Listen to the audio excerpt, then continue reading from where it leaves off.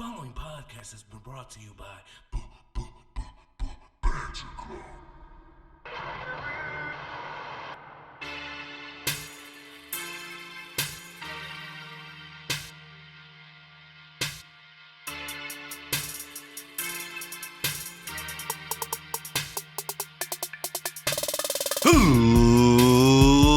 Ladies and gentlemen, boys and girls, children of all ages, the Ramble Mania Show proudly brings to you. It is I, your former 9-time Ramble Mania heavyweight champion, Hazel, the Eye Zombie, and I am joined along with in his show. It is I, your current 9-time reigning, defending, undisputed Ramble Mania champion of the world, TJ the Great 2. TJ the Great. And once again, we are the Banter Club. Well, I am one half of the Banter Club. The other half, he is still on his break, but he will be back very soon.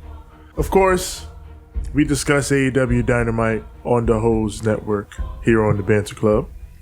I've got hoes. We got them hoes. And you know what? They on break too.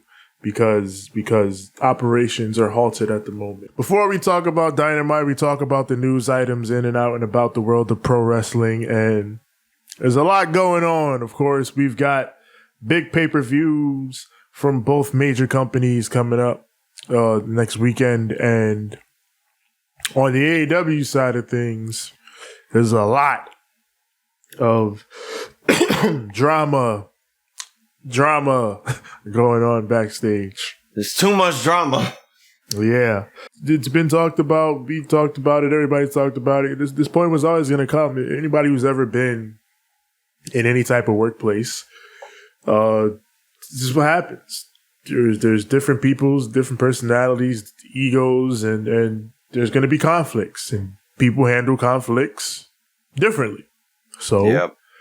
Things like this are going to happen in any work environment, and AEW is not immune to that. So lately, there's been lots and lots and lots of backstage scuttlebutt around what's going on in AEW, from top guys like CM Punk and Hangman Adam Page to guys like Sammy Guevara and Eddie Kingston, and now even on the women's side, there's Thunder Rosa and Britt Baker and Jamie Hayter, and there's just all this drama going on.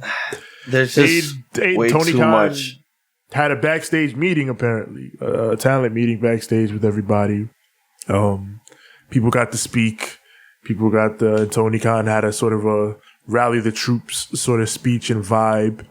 AKA his version of rallying the troops. If Triple H calls you, just tell him you have a job, all right? Yeah. He even talked about that they sent communications to WWE telling them, hey, do not fucking contact our talent. Stop tampering our talent. Stop, that's tampering. Stop that. So, that's contract tampering, you assholes. Like, do you want another lawsuit? It's bad enough that, wrestling nowadays is just becoming ridiculous with, all the crazy stuff going on behind the scenes, behind closed doors. And that's why we could thank the internet for all that shit, for giving us everything that we need to know what goes on. Honestly, in terms of these backstage stories, the Sammy Guevara and Eddie Kingston, whatever it was, kerfluffle, disagreement, argument, fight, whatever. Oh, Eddie, you're fat, and just fisticuffs. But Eddie was a man about it. He was wrong. Eddie came out. He said, "I was wrong for that. I reacted in the wrong way." He was suspended, and served the suspension. And he and Sammy both spent the whole damn day on Twitter on Friday, just telling people, "All right, stop talking about it. It's over. It's done. Leave it alone."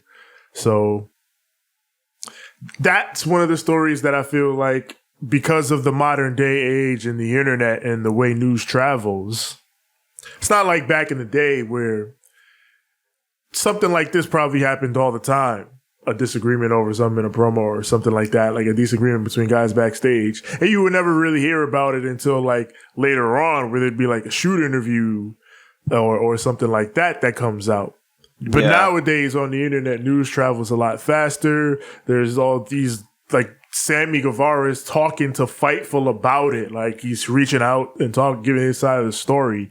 So in this modern day and age, a lot of those backstage stories that I feel like wouldn't have come out as easily back in the day are going to come out more readily now. So, and even with the other stuff, like with the rumor mill is also going to churn a lot faster because of that side effect. Like with the Thunder Rosa and Britt Baker stuff, like now there's a report, I believe it was from Voices of Wrestling, that talked about how Thunder Rosa has a lot of heat in the locker room. Like she and Britt Baker apparently can't stand each other.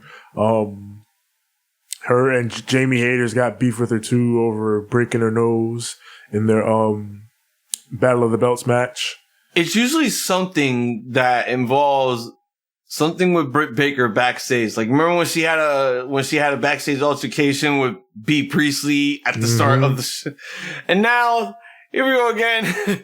Britt Baker having another heated argument or a heated altercation with someone else backstage. And it's like, Jesus fucking Christ!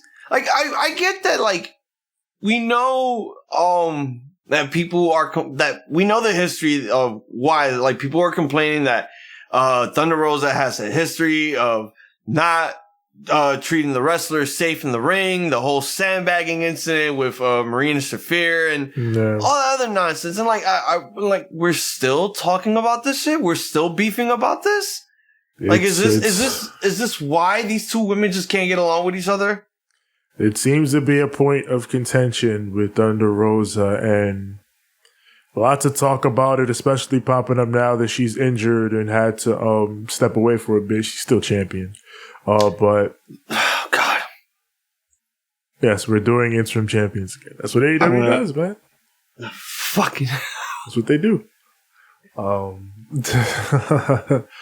But yeah, I mean, again, ahead of the pay-per-view, there's a lot of backstage scuttlebutt and kerfluffle, and I know part of the situation is that maybe they're trying to work the sheets or whatever. We're trying to weave that into the fabric of their reality. But I mean, I'm looking back at this show and my thought process on it is, as long as it's not sharply impacting the business and the way the shows are done. Yeah. Just what can I do as a fan? I'm here trying to enjoy some wrestling. If y'all got beef backstage, handle y'all shit. I don't know. Yeah. But yeah, let's talk about these ratings. Okay. Yes, Dynamite. They averaged 1 million viewers, up 9% from last week. That's the biggest audience for the show since February 9th. And they topped the cable charts with a 3-4 in the 18 to 49 key demographic, which is up 13% from last week, and was number one by quite a distance, actually. I think number two was like Real Housewives, and it was like a 2-6 or something like that. So AEW smoked number one with a bullet. So a very strong number. This is why the Warner executives were like, yo, this AEW shit? We fuck with that. We like that. It's number one. What are you talking about? They do what they want. They chilling.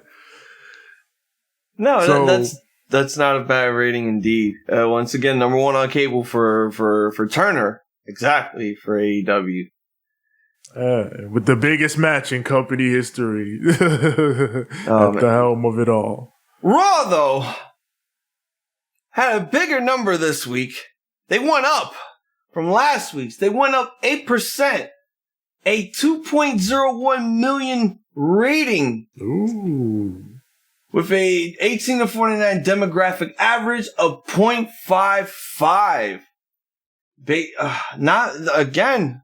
This is week 4 of the Paul Levesque era, and again, it's showing that not only that, like, the numbers don't mean a thing. The numbers could grow, but it's only like the viewership and everyone that's just coming back that hasn't seen this for years. Hour 1 was at 2.6 million viewers. Going into 9 p.m. the second hour, it dropped at least 2% by 2.4 million viewers. And then it dropped at least another 8% at the 10 o'clock hour, 1.92 million viewers. For this week's Raw, again, not a bad show. The returning Johnny Gargano was probably the one thing that boosted up those ratings within the third hour, because he did make his return at the third hour. And not only that, the ratings for NXT also went up a bit. Wait. Okay, here we go here. This week's viewership for August 23rd, 2022, even though I didn't watch it, I saw clippings of it. This week's viewership was 723,000 viewers with a 18 to 49 demographic viewership of 0.14. Again, both of these shows putting on pretty good runs. I mean, I don't watch SmackDown, so I don't know what the ratings are from there, but shows that WWE are turning some things around. They're making a killing this week, especially with the build up towards Clash of the Castle. Company's on the up. So they said Survivor Series sold out very fast. Yeah, they sold out, but apparently I didn't buy a ticket yet. So how is it sold out if I didn't buy a ticket? I'm an hour away from Boston, so don't give me that bullshit. Talking about you sold out. I mean, you could probably check StubHub. I'm not going. Why would I go when I could just be with my brothers? You don't want to enjoy the sports entertainment, pal? Nah, at this point, if Triple H just starts calling it wrestling again, well, I mean, he lets them get away with saying wrestling. That's but right. If we get rid of sports entertainment, this is wrestling. If we get rid of sports entertainment and call it wrestling again, I'm fine. We have Johnny Wrestling. But then if we get rid of sports entertainment, I think it'd be over for the company, because now you got to start paying taxes. Well, yeah, that was part of why Vince was on that tip. But yeah, whatever, they can afford it. They're fine. So yeah, with that said, I think it's about time we get to the Dynamite. Yes, indeed. And I, TJ, shall ask you, are you ready? I believe I am ready. No! I said, are you ready? I am ready. Again, I'm ready too. For the thousands in attendance, minus the angel of death, it doesn't equal 1,000. He on his way. And the millions, yeah, we can back some. And the millions watching at home and listening at home. And for one guy in a black hat who apparently just opens and closes the show instead of showing up at the second hour. Oh, God. It's time to light the fuse. And bring the boom. Did somebody say boom? You damn right. It's time for Dynamite. Submitted to the approval of the Banter Club. This is the tale of Punk versus Moxley on free TV. A horror story indeed. Without further ado, let's get ready to banter! AEW Dynamite from Cleveland, Ohio. We open this thing up with Chris Jericho coming down to talk to Daniel Garcia. The Jazz is gonna hash it out right here, right now. Jericho speaks to Garcia, says things got heated last week after your match with Bryan Danielson, but a great match. But I think we should smooth things over. And I think you should apologize to me, honestly. We both got a little heated, but I think you should apologize to me and everything will be all right. And the crowd just starts chanting that you're a wrestler. Whole time they're chanting that you're a wrestler. And Daniel grabs the mic. He says, Chris, you knew how special it was for me to share the ring with my hero. That was my hero that I wrestled last week. And for 30 minutes, I hung with the best in the world. He says that match was the type of match that I always dreamt of having as a kid. And I hope that somewhere out there was a kid watching it and they caught that same inspiration. Says, I didn't care in that moment what people called me, whether I was a wrestler or a sports entertainer. All I cared about was being in the ring with my hero and having that moment. And you ruined that moment, Chris. And Jericho says, listen, Daniel, there's going to be more moments like that because you're the greatest technical sports entertainer in the world. And I want you to say it. Say you're a sports entertainer. But then Bryan Danielson comes out. The American Dragon comes down to the ring, says, hey, Daniel, I see your mentor is trying to bully you into saying that you're a sports entertainer. Bryan says, you can say, you can be what you want, but, I would say that you liked wrestling last week. And the crowd chants yes, and Bryan agrees with him. You're a wrestler, Daniel. And Jericho's like, you shut up. You, Daniel, you say you're a sports entertainer right now. Say it. And then Garcia just gets flustered. He's like, I can't make this decision right now, all right? I got my hero over here. I got my mentor over here. This is too tough of a decision. And then he tries to walk away, but then Jericho grabs him. So he turns around, he shoves Jericho down to the mat. Oh! Fucking Danielson is such an instigator. He's looking over at Jericho like, he pushed you. Big ass shit-eating grin from Dragon. So Garcia, he leaves. He walks out, walks up the ramp, and departs through the babyface tunnel. Oh, shit. So, there's something to be said there. Oh, through shit. the face tunnel. Oh, shit. So then Jericho, he's in the ring. He sees Danielson laughing at him, and he gets pissed. He's like, you listen here, Bryan. You may think you're the best wrestler. Everybody always says you're the best wrestler in the world, but I've never seen it. I don't get it. Says, I'm the best wrestler. I'm Lionheart, and I know more about wrestling than you ever will, Danielson.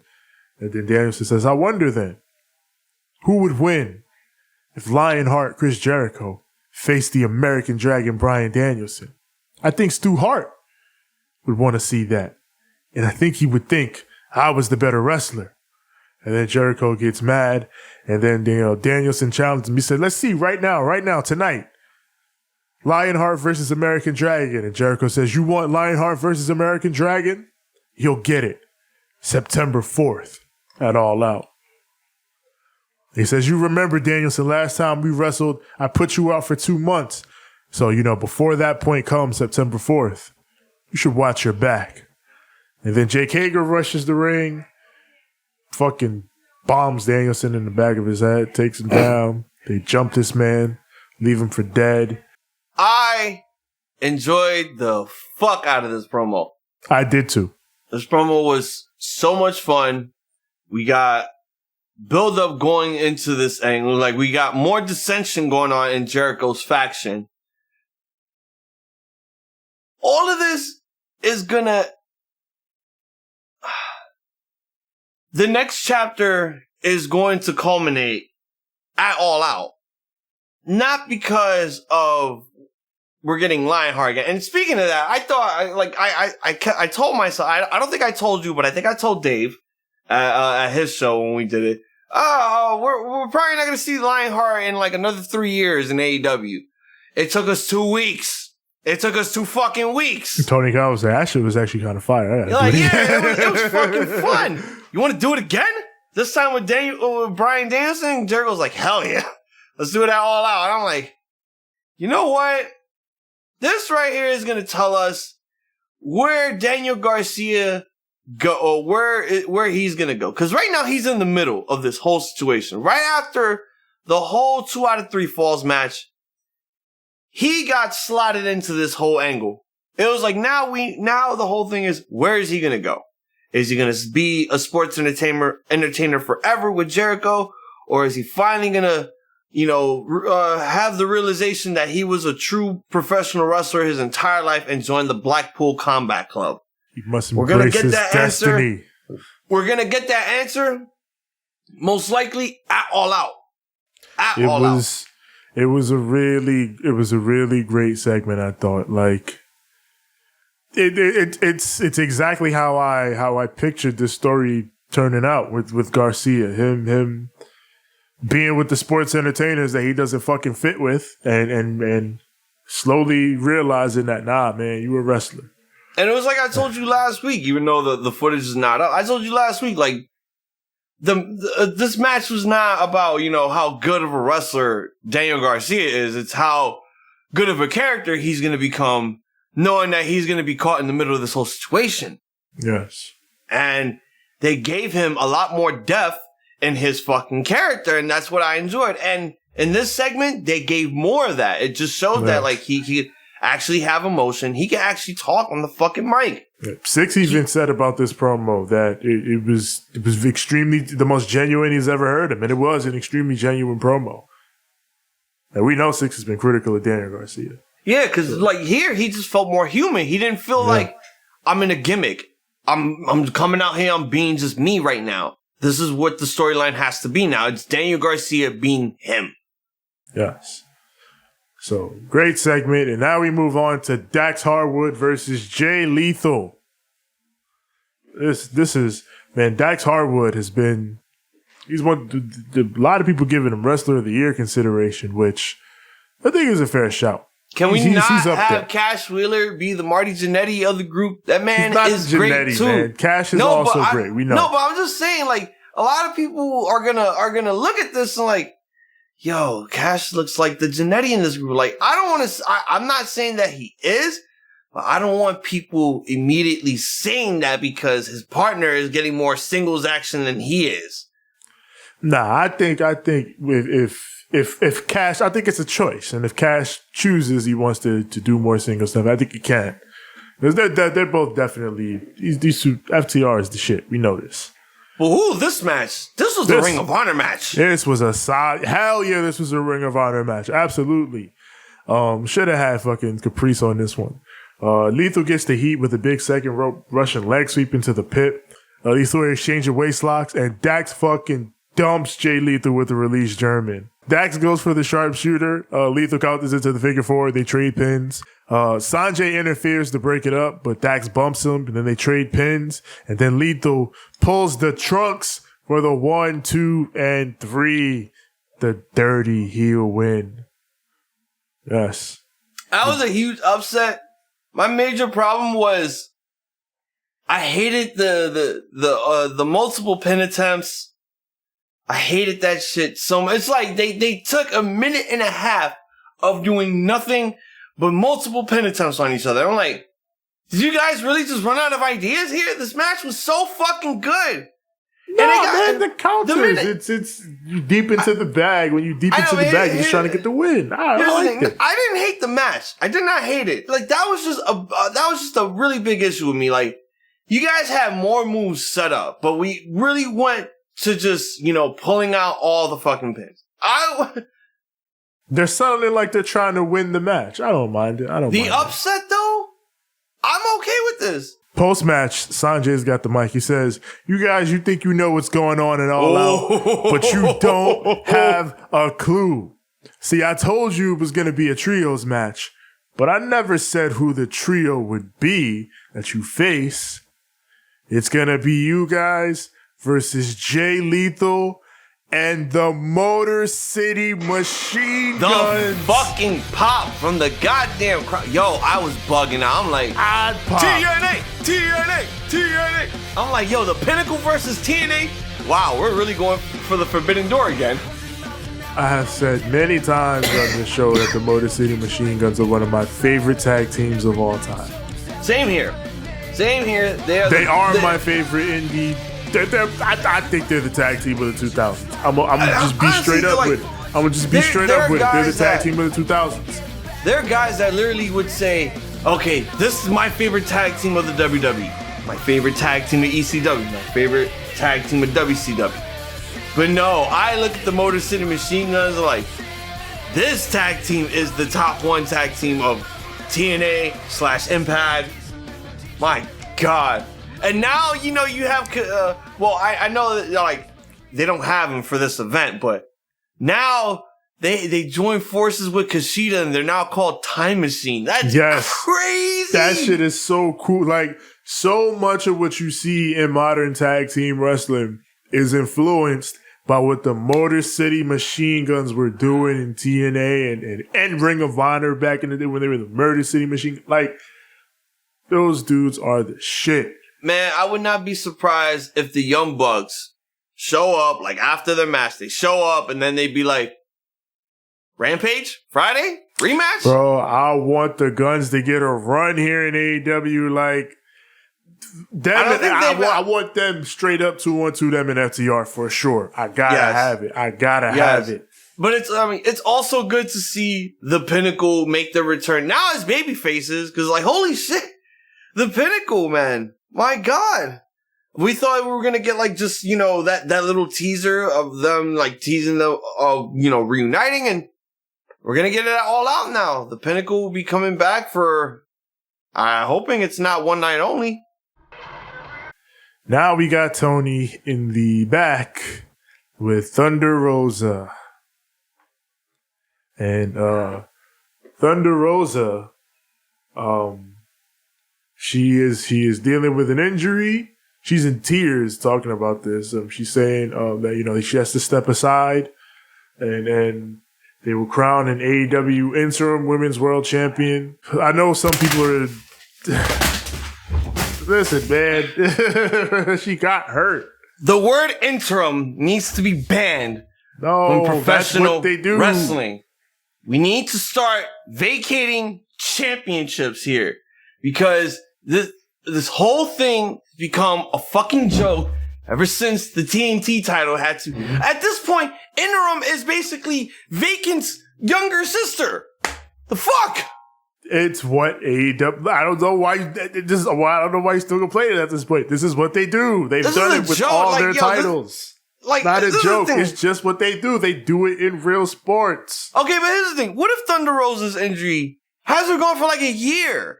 Like, we're going to keep going with this interim shit for a while? Obviously, they don't think it's going to be a year. If it was a year, she would relinquish the title and they would vacate it. I would have been like, my man, just start vacating this shit, because I don't want to see one guy hold on to two of the exact same belt. And I'm hoping next week, after we just saw the fucking match oh my God, after we just saw that shit, I'm hoping I don't see Moxley come out with two of the same belts next week. We'll see.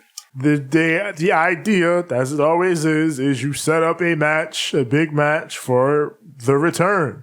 So whoever wins on Sunday will be champion for however long, and then when Thunder Rosa comes back, boom, big match right there. It's what they do.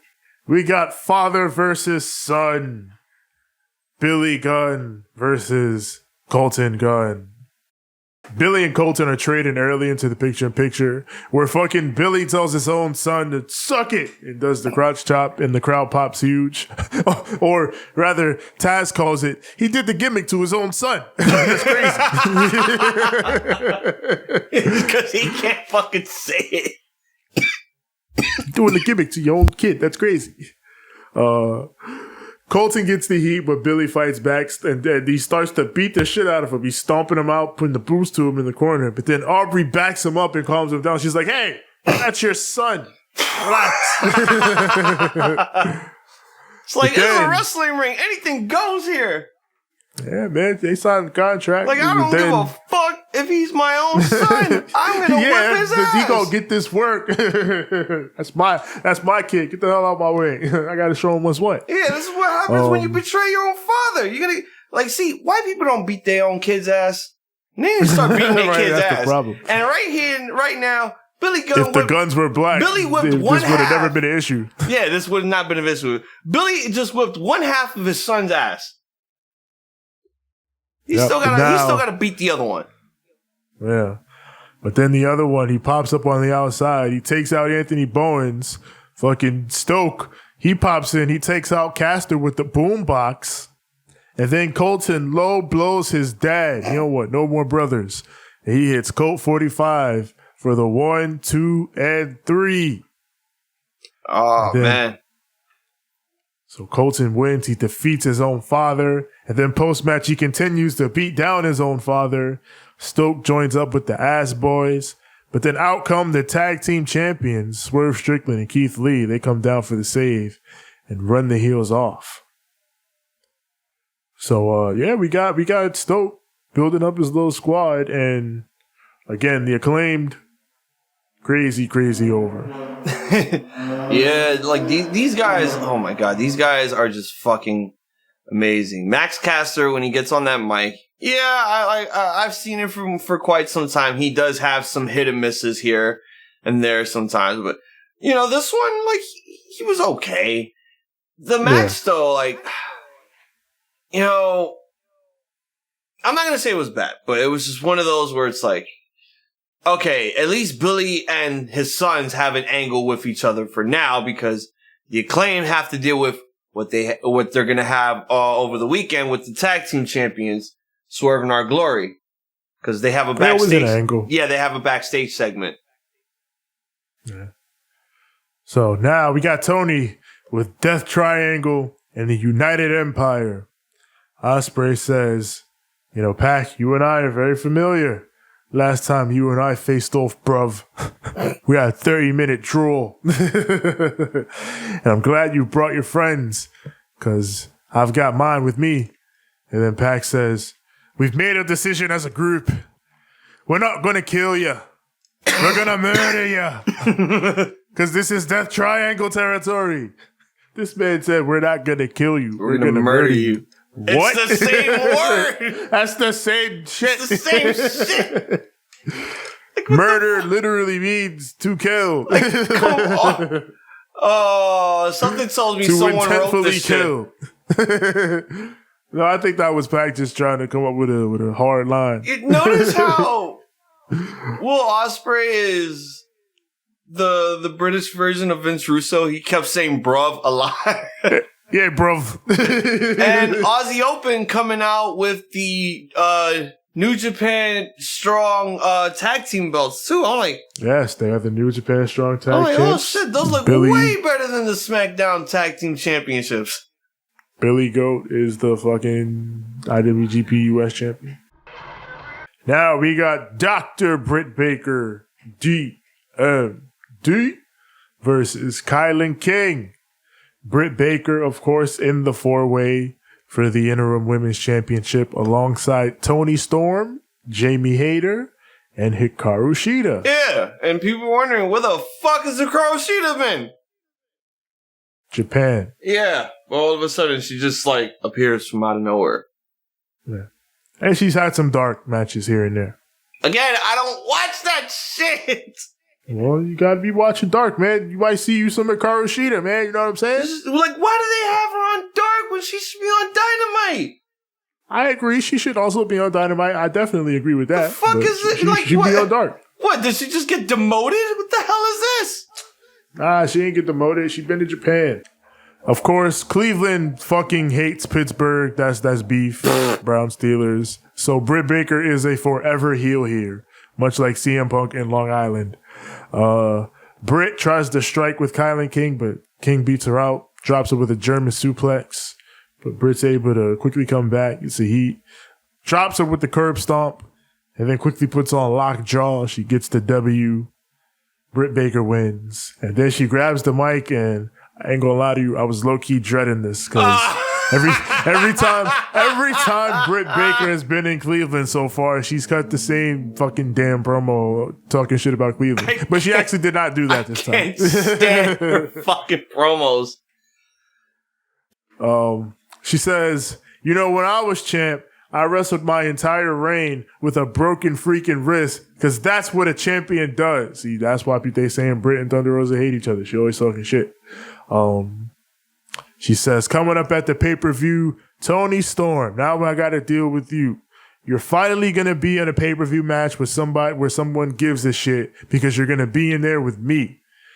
And she says, and Toni immediately comes out, no music, no nothing. She coming out for the smoke.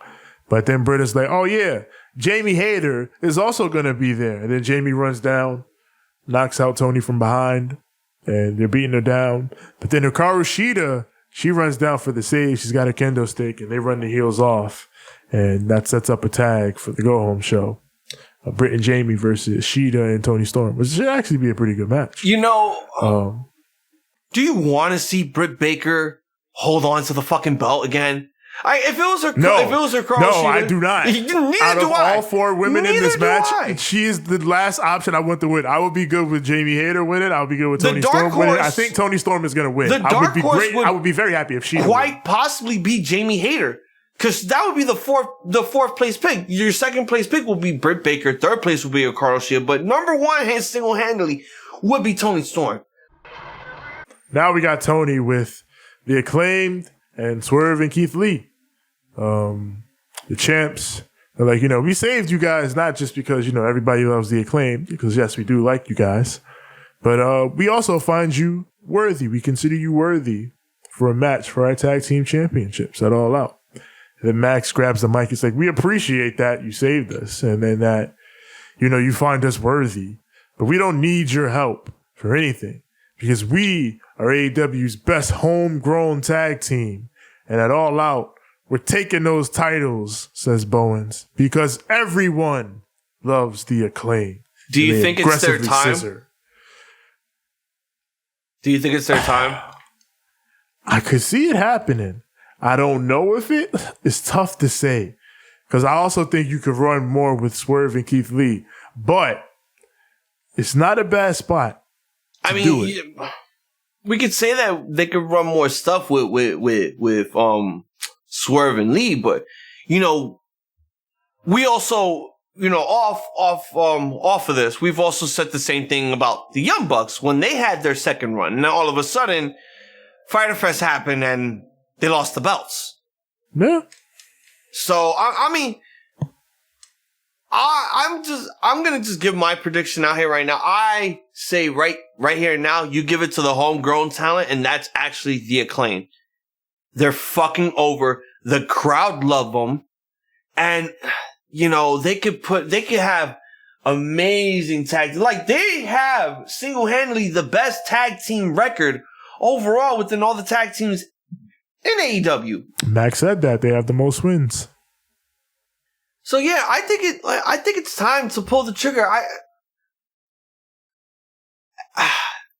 I think it's time. I think it's absolutely time to give it to the Acclaim. I think 100% they earned it. They deserve it. And the crowd is going to enjoy this fucking run. I think we all will enjoy this goddamn run. No doubt about it. Now it is time for the AEW Championship Unification match. World Champion versus Interim Champion. God damn, man. I didn't even say the names yet. John Moxley only versus because CM Punk. this shit started at the beginning of the second hour. Top of the second hour. They kept plugging this match. They kept saying, oh, this match is up next. It's up next. I'm like, what? It's up next? Yeah, because I'm sitting here like, wait. We still got the fucking trios match. What do you mean? We got Ricky Starks. I know we got another match after the trios match, but we got two more matches and we got Ricky Starks. Like, why are we doing this now? What the fuck is going on here? So yeah, this John Moxley versus CM Punk, top of the hour, 9:00. I will say this. These guys come out and I get the vibes, and I've been getting the vibes over the past week and as the days go on, but there's a point here where Justin Roberts does the intros and Punk gets booed.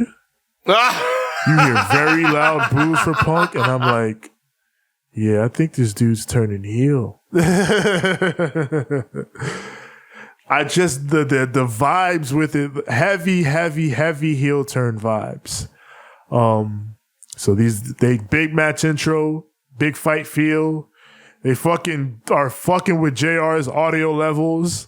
Like, he is extremely loud over the other commentators. Like, I think Taz is talking at one point, and you just hear JR, hard collar and elbow tie up, my God. I'm like, what the hell's going on here, man? Fix JR's audio. But they tie up. Mox corners Punk early. Punk fights back. hits him with a high kick, but immediately drops down to his knees and is clutching at his foot. I kicked with my right, but I fucked up my left.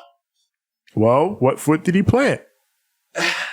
Well, apparently, this is the thing. Everybody was confused. Because here's the thing, TJ, like, what foot was it that he first injured? Was it the right or was it the left? I can't remember, but I would have to say it was the left. It was the left. Okay. Now, here's the thing. For a guy so of the his one he stature, hurt here was the left. Well, this was the problem. It was one of those where it's like, you put all of your muscle on that one foot that's on the ground just so you can lift up that one leg to kick Moxley's head. I think it's right when he turned, he couldn't turn the foot immediately. Yep, it was the turn. And right then and there, it was like, ah! He literally lost on a heel turn. But for some reason, people are saying backstage, oh, this is all Moxley's doing. This is what Moxley wanted. He wanted this to be 3 fucking minutes. So, the question that we have to ask ourselves is, was Punk really working us the whole fucking time since he returned? And then also, your question also, is he turning heel? Because he had his facial expressions kind of explained that there is a turn coming. Oh, well, yeah, now, with that, Punk goes down, Mox immediately drops on him, shark smelling blood, drops the elbows on him, wrenches the ankles, hits the fucking Death Rider, hits a second Death Rider, pins him, 1, 2, 3. John Moxley and the crowd squashes CM Punk. And the crowd is just gasped, like if Brock Lesnar saw The Undertaker beat him at WrestleMania. Like, he beat him in under 3 minutes? You gotta be fucking kidding me here. And Taz immediately tells the story here. Did Punk come back too soon? And JR goes, he got his ass whipped. That's what happened. My God. Damn it, Taz. He just got his ass whipped by John Moxley. Got his ass whipped. and here's where it clicks with me. Ace Steel comes out. He's helping Punk. They've got Punk, on their shoulders and everything, helping him out. Punk turns around with John Moxley up in the crowd celebrating with everybody, and the crowd's going crazy. They're cheering Mox. And Punk turns around and just gives this look of anguish. And that's when I realize he's turning heel. There's no doubt in my mind. That image of Punk, and it's going to be up there, the image of Punk turned around, just looking around at all these people, the people who he fought for and came back too early for. They're cheering his downfall and siding with John Moxley, the guy who beat him. He's turning heel. If I'm wrong, I'll feel silly. But this lines up way too well. There were guys on the fucking comments. I'm not going to mention names, but some of these comments were just ridiculous. One guy wrote in the comments, "Oh wow, look at all the WWE booking that just happened within this match." I'm like, what the fuck are you talking about? And then one guy wrote oh my God, this one, I don't know if I wanted to laugh or just be like, wow, you must hate professional wrestling that much. I was like, what I just witnessed was 2022's version of the finger poke of doom. That's ridiculous. You are out of your fucking mind. But if you want to compare it to a WWE booking, I'll compare it to one. Goldberg and Brock Lesnar, 2016 Survivor Series. A good one. Yeah, a good shock one. Victory that reminds the audience, it trains the audience to remember anything could happen. You may think this is going to be a 20-minute back and forth classic with near falls and all that, because that's what you expect in these type of matches, but anything could happen. It reinforces that idea. Just like that match did, I think this match will do that. And that also leads to the biggest question that's on everyone's mind is, now that this match already happened, what's going to be the main event of All Out? And that's the second part of this. We need the world title to be defended at All Out. So are we going to get this? Are we going to get a rematch? That's like, what do we do? Then Punk seemingly just re-injured himself. So everyone's saying MJF. But Dave Meltzer says CM Punk is still the scheduled opponent. Well, internally. So we got one Dynamite left to see what's going to happen. And not only that, I think they didn't even plug this throughout the whole show. They did not plug the main event of the world title at all for All Out. They did not. When the start of the show, even before the match, they didn't plug it. After the match, it still was not plugged. So I guess next week we're going to find out whether it's going to be a rematch or they have a new opponent for Jon Moxley to face off against.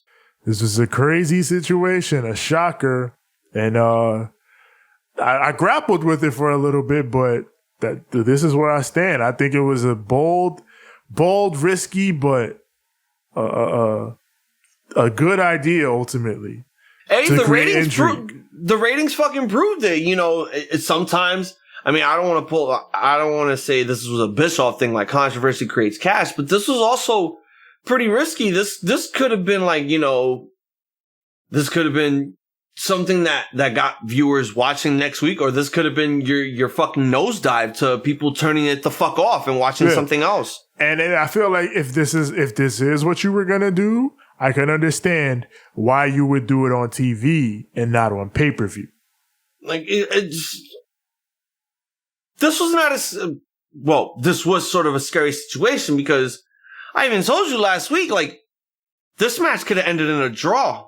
It could have been an hour draw if that was the case, but no, they decided to go the opposite. Doing it at 9:00, it set up that fake out, okay, this might go long as hell.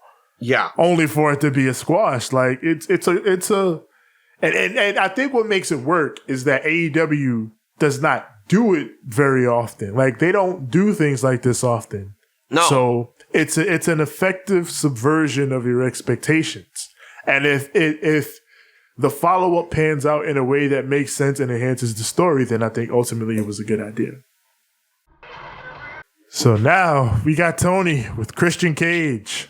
Christian's got a cast on. He says, Jungle Boy, last week I tried to give you one more chance. I tried to give you one more opportunity to get the band back together, but you pissed it away. And that's fine. You see, I'm a legend in this business. You dare challenge me? You can't throw anything at me that I haven't seen, that I haven't done. I accept your challenge, and I'll see you at All Out. Tom, go. Tom, go. Oh, my Tom, God. Go. Tom, go. Tom, the problem solver? Either he's going to solve the problem or Luchasaurus is going to turn heel again. We're going to see. Now we got absolute Ricky Starks coming down to the ring. He is pissed off with all he's had to deal with lately. Says, talks about Powerhouse Hobbs and how all the old heads used to tell him that, this is show business. This ain't friends business. And he always thought he was the exception because he had a friend in Hobbs. Hobbs, a dude that checked on him mentally and physically every day when he broke his neck, just to make sure he was good. And, he says, Hobbs, when you were out here wearing bedazzled shirts and being Britt Baker's bodyguard, I plucked you out of that obscurity and brought you to the spotlight. I made sure you ate. I made sure we were good. I always shared the spotlight with you. And then you went for my neck, knowing what I went through. You tried to take it all away from me again. He gets all emotional. But he says, Hobbs, since you want to keep quoting New Jack City, bring your $5 ass to Chicago and fight me at All Out. He should have finished it. Nino Brown looking motherfucker. He should have finished it. Bring your $5 ass to Chicago so I could make change. He should have just said, bring your $5 ass to Chicago so I can cancel you, bitch. Hell yeah. But I like that. That should have been the fucking line right there. I thought this was a great promo. It's crazy that it kind of got lost in the shuffle with everything else that's been going on this week. But this was a Great promo. Ricky Starks is fantastic. My man's, what's after All Out? We got Full Gear after All Out, right? Yes. Please, I mean, can we get for the pay-per-view? Because I know the title is not going to be defended unless they want to pull a rabbit out of their ass this Wednesday and put this title on the line.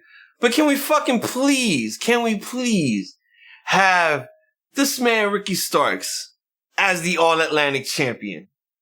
Please give us Pac versus Ricky Starks at Full Gear for the All Atlantic championship. We might be clearly Pac is going in a different direction, which we're about to talk about. We got Jon Moxley, your one and only AEW World Champion.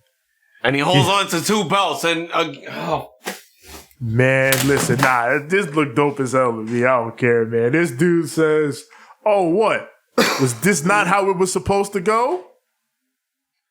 He says, "The only people that thought that CM Punk could beat me are all the same people that doubted me from day one, and they don't mean shit. They don't matter. Those people that doubted me, they never mattered." He says, "There is only one Jon Moxley. I am the guy in this industry. I don't follow any rules." He says, everybody always asks, when is it my time? And I tell you what, my time is right now. My time is right goddamn now. So fucking right when he said there is only one Jon Moxley. There ain't nobody doing it like this dude, man. What a fucking promo. The only deathmatch wrestler in AEW to become a 2-time. Now he could officially call himself the first ever 2-time AEW World Champion. Now all we have to do is ban the word interim and listen, man. And fucking I want that word to be banned. Talk about wrestler of the year. Mox is a front runner. Like, he has had an incredible 2022. This dude's been amazing. Yeah. He's now the first ever 2-time AEW champion, the first ever longest reigning AEW World Champion, I think, next to Omega and shit. I think Omega is the longest reigning. I gotta look at that. Like Omega had it for like a year? Did he? Close to it. Yeah, probably close to it. No, because he lost that Full Gear because he won the belt at Winter is Coming. That's when Sting debuted. And lost it at Full Gear. So that's like 11 months, close to a year. Yeah, close. So, all right. Yeah. So now, we go over the return of Kenny Omega last week, and then Don Callis joins commentary because it looks like there's been enough talk.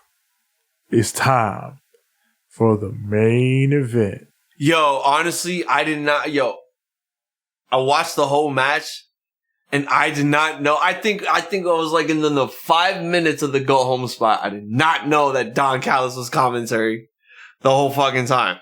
Oh yeah, he was out there. AEW Trios Championship Tournament, Death Triangle versus United Empire. Death Triangle has a new entrance. Oh my god. So this is the one thing that I hated. First of all, the match officially started at 9:20. At 9:20, son. No bullshit. Started at 9:20. I'm like, damn. This build-up was weird. The minute Death Triangle made their entrance, we go to commercial. And here's where the WWE shit started coming into play. They started plugging 2 more things and then a backstage interview before United Empire made their entrance. Commercial. We come back, they're in the fucking ring, and I'm just like, God fucking damn it. It is 9:37.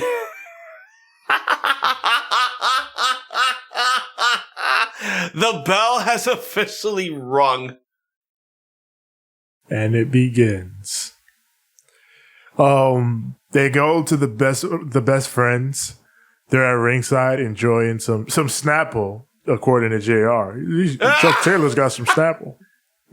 Oh yeah, Danhausen. He was right behind him. Yes, Danhausen was also there. Very right nice, here. very even. Yes. Very nice, very even. Danhausen shirt. Yes. We start this shit off with Rey Fenix and Will Ospreay.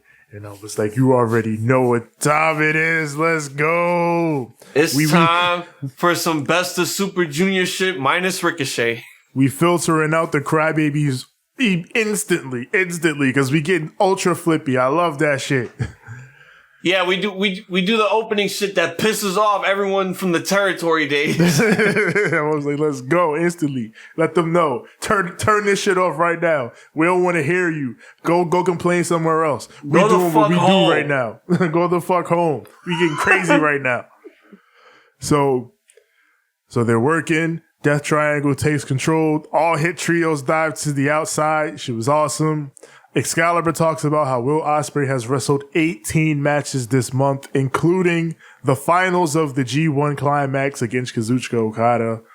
Yep. And while Excalibur is talking about how much Will Ospreay has worked as much, Death Triangle just all starts chopping the absolute shit out of him. Like, he's in the corner getting fucking pasted by Pac and Penta and Phoenix. They're all just chopping him to death. Like, crazy that Ospreay, he's a machine. He's an absolute machine. Like Excalibur said, he did all that very recently, worked the finals of the G1, and then worked the bulk of this match on this show.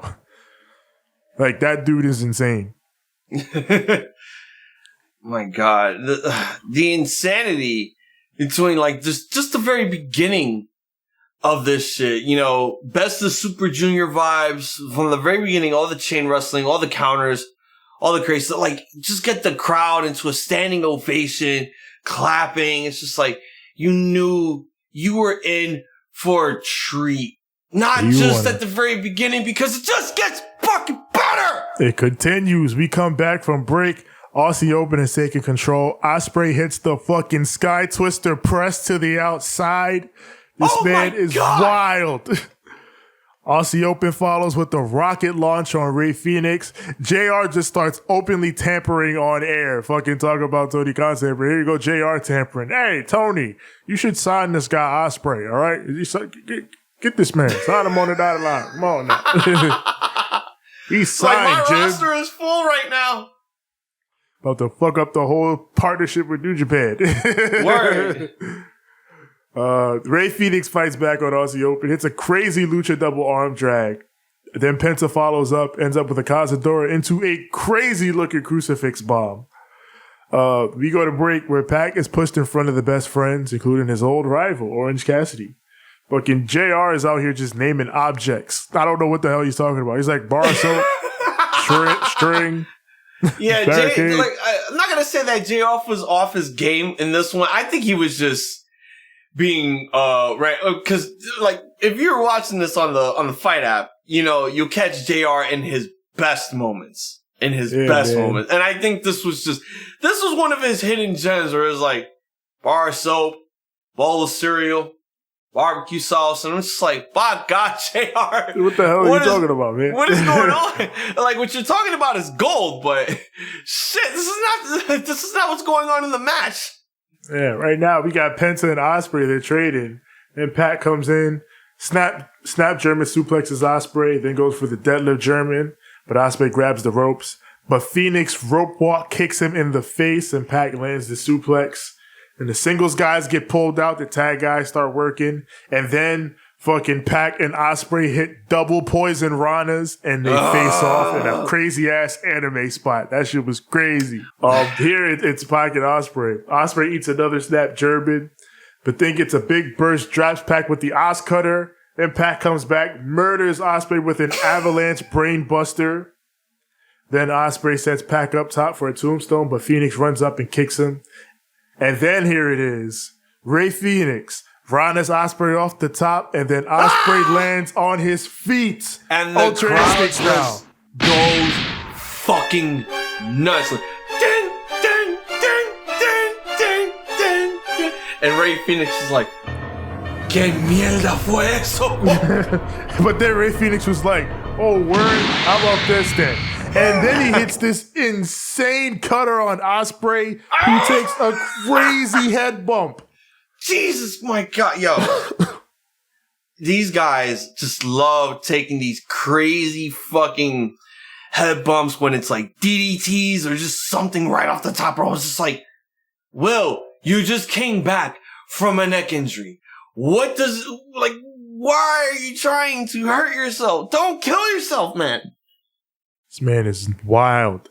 Then Pat comes back, big moonsault to the outside, and then he locks eyes with Awesome 5000 in the crowd. I am the Awesome 4000. I am Awesome. So then Pac has had enough. He approaches Awesome, and Awesome is like, weak. And then Pat grabs the box, takes it off, and it's a Joker trap. It's not Kip Sabian. It's someone who seems to be held hostage. And then Kip attacks him from behind. Kip Sabian has returned. Oh, yeah. So, yeah, now we're going to get that match at All Out. I forgot about that shit. Yes. So, it's been way too long because I was getting sick and tired of Kip Sabian trying to pull this Shia LaBeouf bullshit. I'm like, dude, it's been 2.5 years already. Either make your return or just fucking leave at this point. Because right now, all you're doing is spectating. You are that guy that just loves to spectate Battle Royale matches the minute you die. Well, I'm he's like, back. do something. But now he's back. And you know Takes what? back out. He puts his box back on his head. Awesome is out of here. And you know what?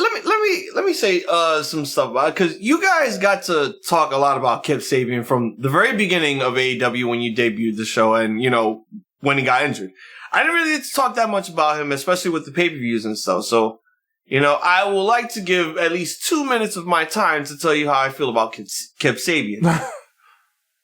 I think honestly he could be one of the best wrestlers in AEW. Honestly, you know, watching the whole marriage thing with Penelope Ford, I thought it was funny, but again, it was one of those where it's like, all right, here's one that they could just mock WWE for, and now that they have Miro, here's an even bigger mock. But he could fucking work that ring. He has a really good character. A lot of people could say, oh, they didn't get it, but I got it. He was, what was it, fuck. No, that was Joey Janela. Was it the bad guy or something with Kip Sabian? Was super bad? That was he was super bad. Yeah. Yes. Yeah. He wasn't McLovin, but he was super bad. But, you know, that gimmick could go over. It can. And, you know, if Joey Janela was still around, that could have been a good tag team, him and Kip. And I thought they would have done that if Kip Sabian wasn't injured for 2.5 fucking years. But I'm happy he's back.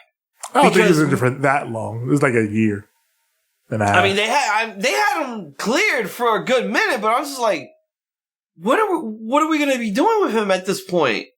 Because I know it was like, what? It's been a minute. And he had been in the crowd, for so long. 8 months ago, they said that he was cleared? I think so, something like that. And then he was still just chilling. What the fuck? Let's do something with this kid. This kid is money. I say that to everyone that's in AEW right now. I say it's Darby. I say it's a rookie. Hell, I even say it to Sammy Guevara, even though he called Eddie Kingston fat and he kind of deserved getting punched, and they both apologized. Eddie said he was wrong. But look, Kip Sabian could bring a lot to the table in AEW, and if they plug this match for the All Atlantic Championship, which you know they're gonna do, TJ, because AEW just love to give us these 5-hour plus shows. And guess what? We don't have to work I don't know if you guys have to work the next day, but it's Labor Day, so we have free. Probably don't. I'll see. But yeah. Wait till Wednesday and just be prepared with that. But I think we're not done with this match, though. We have more. Pac is down, and then they've got Phoenix in the ring. They hit the 3-way Os Cutter. It lands for the 1, 2, and 3. United Empire wins. An incredible fucking fantastic trios match. Dave Meltzer gave it 5 stars. I would go high bars, but however you want to rate it, this match was insane. I would agree with you on that 100%. I mean, Will Ospreay has been saying that Dave Meltzer has given this man a lot of 5 stars. I don't know what his I think the only one now who has more 5-star matches than Will Ospreay is Misawa. Oh yeah, Misawa has like more than 5-star ranking matches. I think Misawa has like 26 5-star matches. My God, I was just gonna say 12, but 26. Jeez, and I bet most of them was with Kenta Kobashi. Well, most of them were. Kobashi's definitely in like most of them. Yeah, most of them was probably with all the 4 pillars. I mean, like Akiyama. Because a bunch of them are like tag matches with all the pillars. Yeah, yeah, Taue. Yeah, of course. Kawada too. Like, Kawada. Exactly. Like, it's crazy. Like, we watched Will Ospreay. This is before, you and I even did, recaps on the Random Man Show for New Japan. But we've been watching Ospreay for years. We've even said that, you and I started watching New Japan. You started watching at, I think it was way before, Bullet Club. I started watching a year after Bullet Club, debuted. So I got to build up on a lot of history, but we got to learn a lot about Will Ospreay with Super Junior stuff, the matches that he had at Wrestle Kingdom, the junior heavyweight titles and shit. Everything with Chaos, Even the match that we recapped with him and Ibushi for the Never Openweight title. Like, I think we even gave that match a go. Ospreay has been one of the best in the world for a while now. I think now, since he moved up to the heavyweight division in New Japan, he has 100% stepped his game. But this is Meltzer rating this man 5 stars. Like, I can't say that, like, we give this man 5 stars in all of his matches, but he has put on matches that are capable of being worth 5-star calibers. And this match indeed could have been one of them, but I think we can honestly agree on both of our points. We both give it a 4.5. Yeah, this match was absurdly great. I love this shit. It's exactly what I envisioned thinking about these trios titles and how much I wanted them for so long, because I knew that this is something that, we don't typically get to see all that much on American television on a high level like this. So I feel like this is going to be one of those things that really sets AEW apart. It's dope shit. It is more importantly, too, an open opportunity for these trio titles for everyone to be a part of, and not just AEW. Like, you get your guys from Impact, you get your guys from Ring of Honor, you get your guys from New Japan.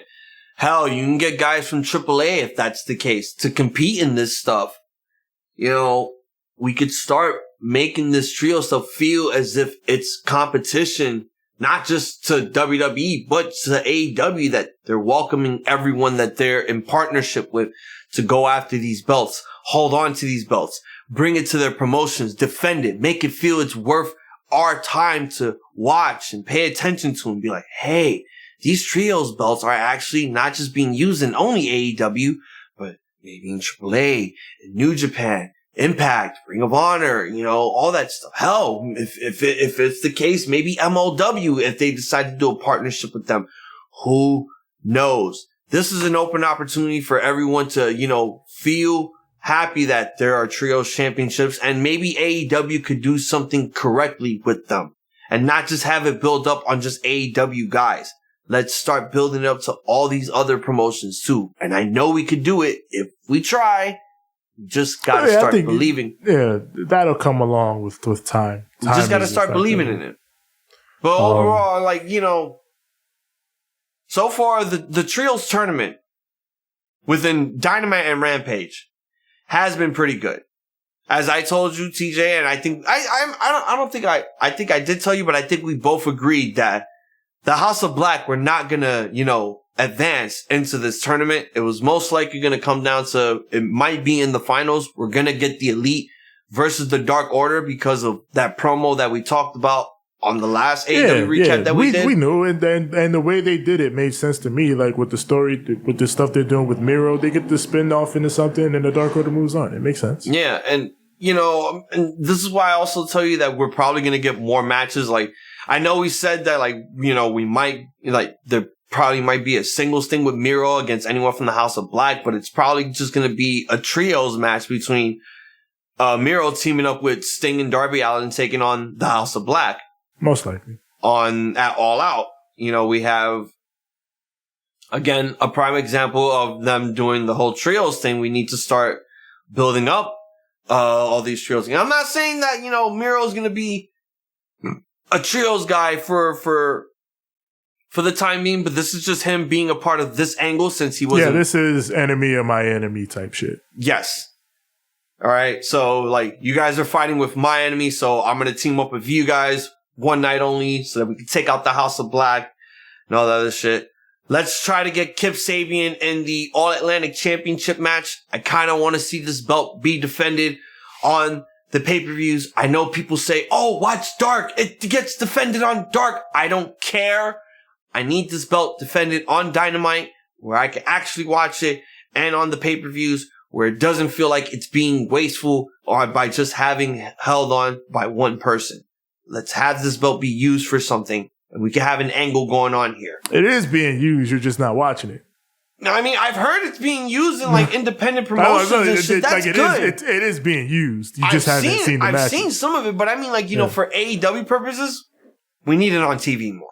I get what you want it on TV. That's fair. I understand that. I get. But yeah, that's this match, and then to end the show, the Elite comes out to initiate the Universe Mode cutscene. And next week we got the Elite versus United Empire, Kenny Omega versus Will Ospreay. And the question that comes to everyone's mind, who's going to kick out of the One-Wing Angel? It's going to be me, bruv. What, kick out of that shit? Okay, so after the cameras went off, that's when the show got really interesting. I mean, the cameras are still on technically. If you talk about the promo, we got to see a tidbit because you know how AEW likes to be tedious with their shit. I still ask the question: are we ever gonna find out what happened with fucking Dragon Lee after last week? We gotta figure out. I was waiting for that on this show, and they didn't give us that. I'm like, oh, well, fuck you then, Tony. What the hell? You could have at least gave us a package promo of them giving us answers of why they did that. You just said, no, fuck. No, you just said, oh, well, we're going to leave you on a cliffhanger there. But this one was this was not a cliffhanger. This one was let's get tedious with these people because they're going to want to watch the full video within the next couple hours or the next few minutes. The minute someone uploads the full footage, I'm fucking up to date, on YouTube on their phone, and they send it to the latest dirt sheet and be like, hey, I got this sweet ass footage of Kenny Omega and Will Ospreay shooting on each other off camera. And my God, Will Ospreay was Vince Russo off camera. Bruv.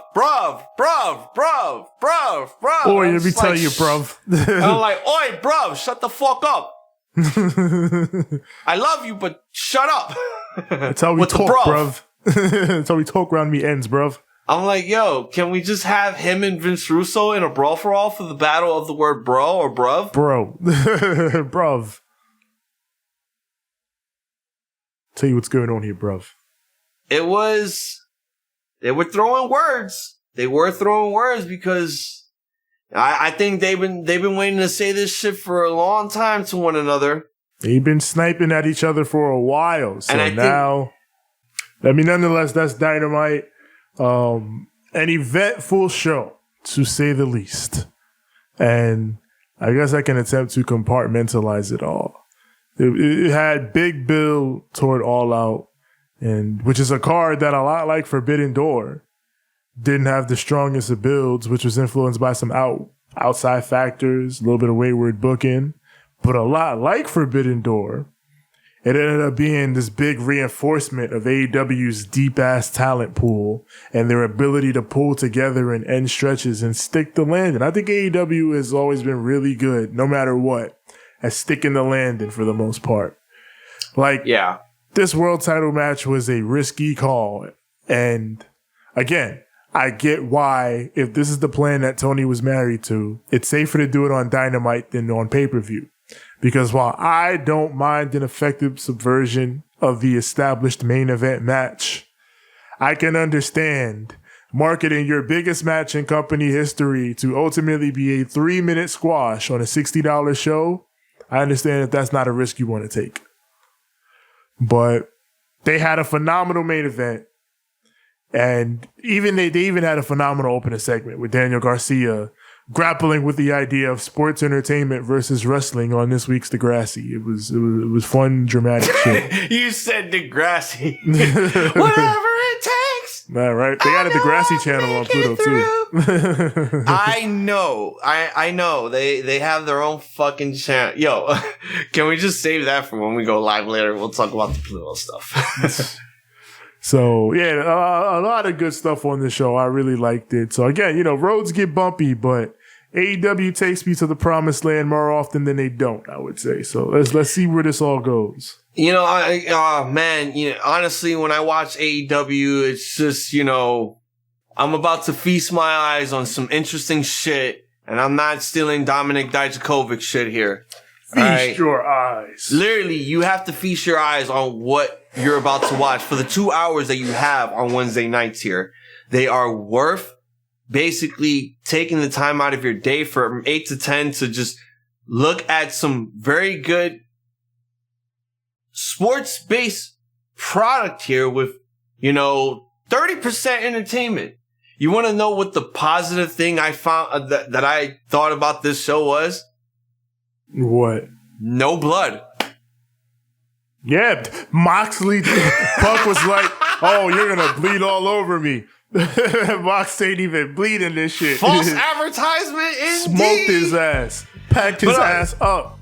We are going to bring it home here, and I would like to have the Great One remind all of our Ramble Maniacs and all of their BC aliens on where to find us. So let them know. Yeah. You already know where to find us. Find us on Instagram at Ramblemania Show and at Banter Club Podcast. Find us on Twitter at Ramblemania, Facebook.com/Ramblemania Show. Also find our group there, Ramblemania Show's Banter Club. Where we and the other wrestlers, podcasters, everybody we associate with post all our goings on and all that's going down.